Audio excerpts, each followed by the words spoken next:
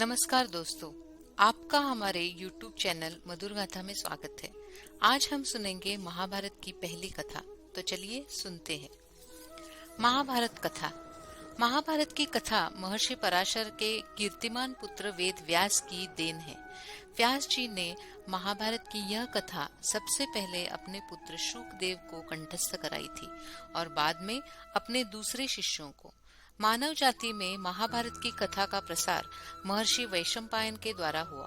वैशंपायन व्यास जी के प्रमुख शिष्य थे। ऐसा माना जाता है कि महाराजा परीक्षित के पुत्र जनमेजय ने एक बड़ा यज्ञ किया। इस महायज्ञ में सुप्रसिद्ध पौराणिक सूत जी भी मौजूद थे। सूत जी ने समस्त ऋषियों की एक सभा बुलाई। महर्षि शौनक इस सभा के अध्यक्ष हुए। सूत जी ने ऋषियों की सभा में महाभारत की कथा प्रारंभ की महाराजा शांतनु के बाद उनके पुत्र चित्रांगद हस्तिनापुर की गद्दी पर बैठे। उनकी अकाल मृत्यु हो जाने पर उनके भाई विचित्रवीर्य राजा हुए। उनके दो पुत्र हुए, धृतराष्ट्र और पांडु। बड़े बेटे धृतराष्ट्र जन्म से ही अंधे थे, इसलिए उस समय की नीति के अनुसार पांडु को गद्दी पर बैठाया गया। पांडु ने कई वर्षों तक राज्य किया।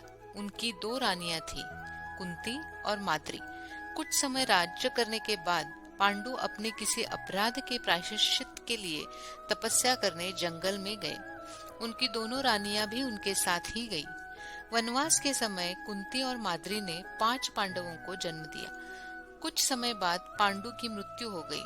5 अनाथ बच्चों को वन के ऋषि मुनियों ने पालन पोषण किया और पढ़ाया लिखाया। जब युधिष्ठिर 16 वर्ष के हुए तो ऋषियों ने 5 कुमारों को हस्तिनापुर ले जाकर पितामह भीष्म को सौंप दिया। 5 पांडव बुद्धि से तेज और शरीर से बली थे। उनकी प्रखर बुद्धि और मधुर स्वभाव ने सबको मोह लिया था। यह देखकर धृतराष्ट्र के पुत्र कौरव उनसे जलने लगे और उन्होंने पांडवों को तरह तरह से कष्ट पहुंचाना शुरू किया। दिन पर दिन कौरवों और पांडवों के बीच वैर भाव बढ़ता गया। अंत में पितामह भीष्म ने दोनों को किसी तरह समझाया और उनके बीच संधि कराई। भीष्म के आदेशानुसार कुरु राज्य के 2 हिस्से किए गए।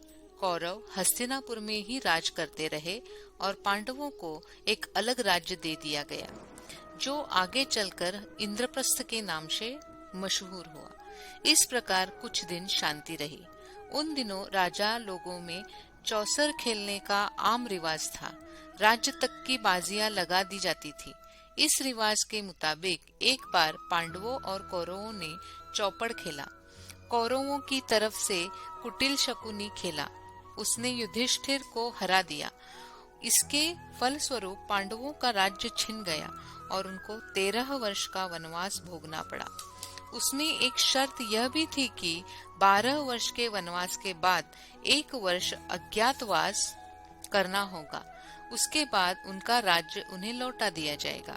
द्रौपदी के साथ 5 पांडव 12 वर्ष वनवास और 1 वर्ष अज्ञातवास में बिताकर वापस लौटे, पर लालची दुर्योधन ने लिया हुआ राज्य वापस करने से इनकार कर दिया। अंततः पांडवों को अपने राज्य के लिए लड़ना पड़ा।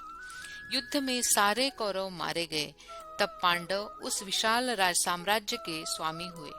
इसके बाद 36 वर्ष तक पांडवों ने राज्य किया और फिर अपने पोते परीक्षित को राज्य देकर द्रौपदी के साथ तपस्या करने हिमालय चले गए।